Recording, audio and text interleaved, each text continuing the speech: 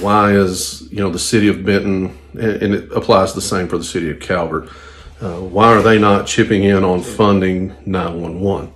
Well, I want to break that down for you just a minute. 911, like I said earlier, is a county entity. Now, if you're a county resident, I'm going to try to break it down where, hopefully if I can understand it, maybe you can.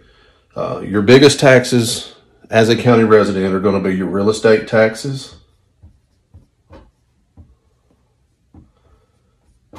and something called occupational taxes. Now, we broke this down in an earlier video. Your real estate taxes, every $100,000 your home is worth, $92 of that will go to the fiscal court to help fund county, county road projects, 911, sheriff's office, a lot of different things that goes to. Well, also, if you work in Marshall County, you pay what's called an occupational tax. And where that is that's, and I hope you can see it, 1% of your income comes back in to the county government as an occupational tax. So if you make $50,000 a year, $500 of that is deducted and sent in. If you make $100,000 a year, $1,000 is sent in, and so forth. So, two big main sources of tax that we rely on for our county services. County 911, outside of the landline fees, we know it's well established the landline fees do not cover all the expenses of 911. So that occupational tax is where you get what's called a subsidy. So they kind of make up the rest of the funding out of that 1% occupational tax. In total, I think last year we ended up with about $6 million in that. So with about, it used to be 400,000 subsidy for 911. It may be just a shade over that now with the new building and whatnot. But let me try to make this make sense to us. If you're a county taxpayer, you're paying the county real estate tax, and you're paying the county occupational tax if you work here. If you are a city resident, you are paying, I lost it here, you are paying county real estate tax, and if you work in Marshall County, or even if you work in the city of Benton, you are paying county occupational tax.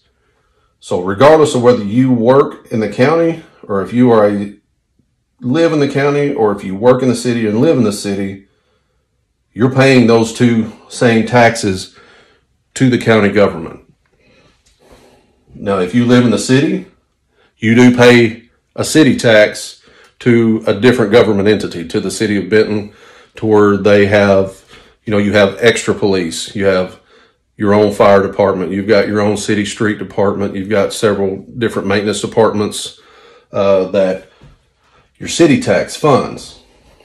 Specifically to 911, you being a city resident, you get no more 911 service than if you are a county resident. The only difference is if you call 911, they're going to send the exact same ambulance to you. They're going to send a Benton police officer, more than likely, instead of a sheriff's deputy, because that's the extra protection that you pay for with city taxes. City's response time is going to be better. They have less of an area to cover. Those kind of things. You're going to get that extra protection. That's what your city taxes pay for.